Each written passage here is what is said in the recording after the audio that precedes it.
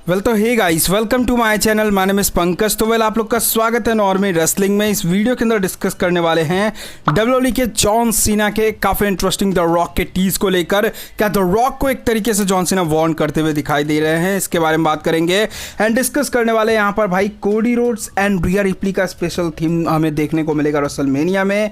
And Paul Heyman क्या यहाँ पर Brock Lesnar and Roman Reigns दोनों को कंपेयर करते हुए दिखाई दिए कि काफ़ी इंटरेस्टिंग वे में, इसको लेकर भी डिस्कस करेंगे।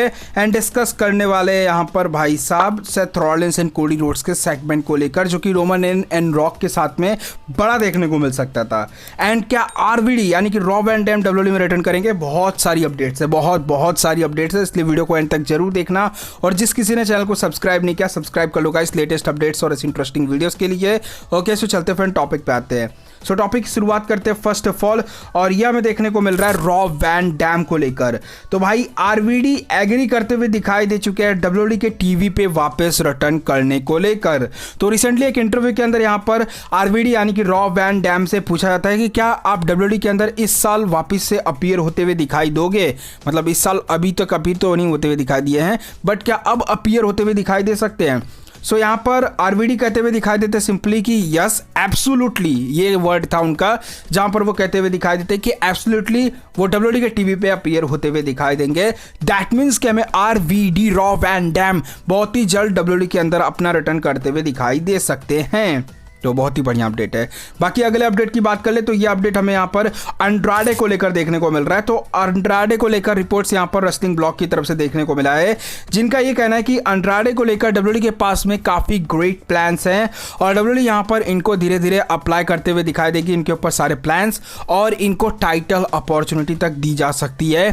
तो बहुत ही बढ़िया रहेगा अंड्राडे के लिए। और लेट्स सी भाई अंड्राडे को कैसा क्या पुश मिलता है डब्ल्यूडब्ल्यूई की तरफ से स्पेशली।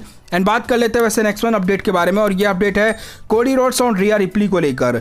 तो रिपोर्ट्स ये देखने को मिली है व्लॉग की तरफ से, जिनका ये कहना है कि भाई Cody Rhodes and Rhea Ripley इन दोनों का जो थीम सॉन्ग है ये हमें परफॉर्म होते हुए दिखाई देने वाला है रेसलमेनिया 40 के अंदर। यस, कोडी रोड्स एंड रिया रिप्ली दोनों का थीम सॉन्ग परफॉर्म होते हुए दिखाई देगा।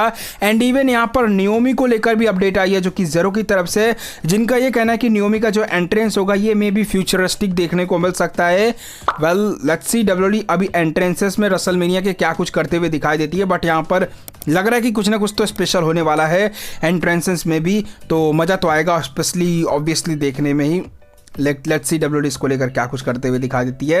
एंड बढ़ लेते हैं वैसे अगले अपडेट के बारे में, और ये अपडेट है सेथ रॉलिंस के इन रिंग रिटर्न को लेकर। So Seth Rollins recently live event के अंदर रेसल करते हुए दिखाई देते हैं, जिसमें हमें ये जो मैच देखने को मिलता है जहां पर Seth Rollins and Cody Rhodes team up करके मैच रेसल करते हुए दिखाई देते हैं जिमी एंड सोलो सिक्वा के अगेंस्ट में, जहां पर सेथ रॉलिंस कर्ब स्टॉम्प लगाकर लास्ट में मैच भी जीतते हुए दिखाई देते हैं। तो ये कुछ हमें यहाँ पर Seth Rollins and obviously Cody Rhodes और सोलो एंड जिमी के बीच में मैच देखने को मिलता है, जहां पर सेथ रॉलिंस फाइनली जनवरी के बाद हमें रिंग रिटर्न करते हुए दिखाई दिए हैं। बहुत ही बढ़िया बात है।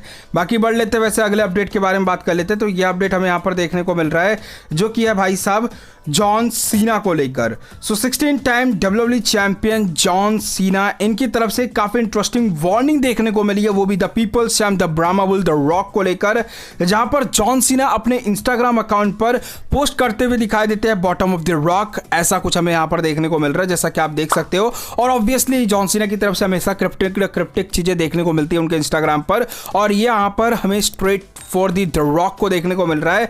तो एक तरीके से क्या ये वार्निंग है द रॉक को लेकर जॉन सीना की तरफ से। लिटरली मजा आएगा अगर ऐसा कुछ होता है तो, बट तो यहाँ पर अभी कुछ चीजें ऐसी देखने को मिल रही है जो कि टीजेस चल रहा है। लेट्स सी क्या इन फ्यूचर ये हमें एक्चुअली में होते हुए दिखाई देता है, क्या जॉन सीना एक्चुअली में टांग अड़ाते हुए दिखाई देंगे द रॉक के मामलों में।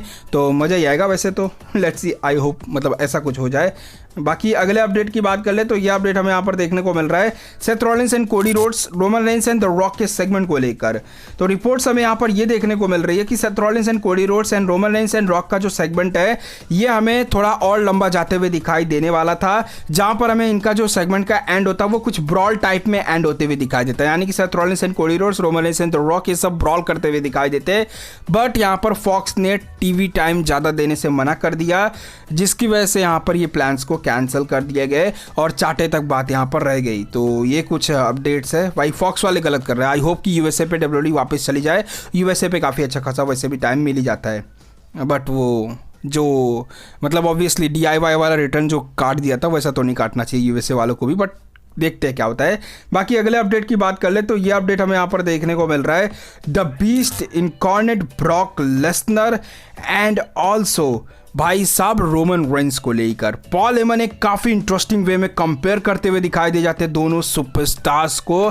तो एक्चुअली में देखने को क्या मिलता है मैं आप लोग को बता दूं, तो पॉल हेमन इनकी तरफ से काफ़ी इंटरेस्टिंग स्टेटमेंट देखने को मिलता है, जहां पर पॉल हेमन कहते हुए दिखाई देते हैं कि वो अगर हॉल ऑफ फेम के हॉनर को एक्सेप्ट कर लेते कुछ साल पहले ही जब उनको ऑफर किया जा रहा था, यानी कि पॉल हेमन अगर कुछ साल पहले एक्सेप्ट कर लेते हॉल ऑफ फेम हॉनर को, तो वो रिग्रेट करते क्योंकि उस टाइम पे वो ब्रॉक लेसनर के मैनेजर थे और उस टाइम पे वो रिग्रेट करते कि वो ब्लड लाइन के साथ में हॉनर नहीं हुए हैं। यस, ये बड़ी बात देखने को मिलती है कि उनको ब्रॉक लेसनर के मैनेजर रहकर हॉल ऑफ फेम में इंडक्ट नहीं होना था, वो ब्लड लाइन के साथ में इन्वॉल्व होकर हॉनर होना चाहते थे हॉल ऑफ फेम में।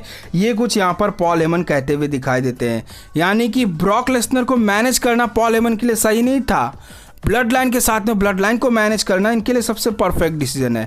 तो ये कुछ यहाँ पर पॉल हेमन कहते हुए दिखाई देते हैं। भाई साहब क्या कर रही है ब्रॉक लेसनर के साथ में ऐसी बातें, आई डोंट थिंक सो कि अब ये कभी कुछ मतलब राइवलरी भी देखने को मिलेगी, बट यहाँ पर एक तरीके से पॉल हेमन रोमन रेंस के साथ में ब्लड लाइन के साथ में काफ़ी ज़्यादा दोस्ती याराना दिखा रहे हैं और ब्रॉक लेसनर को भूलते जा रहे हैं। तो ये कुछ देखने को मिल रहा है।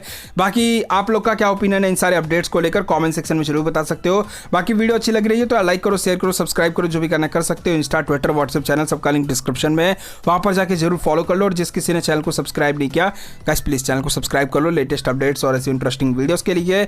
एंड हाँ, मिलते हैं वैसे अगली वीडियो में, तब तक के लिए बाय बाय एवरीवन गाइस। समय की मार है, ये मेहनत की हार है, ये खुद को बदलना तो मेरे शब्दों के विचार है। अफसोस है कि आज सबने इसको भुलाया, फ्राइडेज को इसने RKO था लगाया।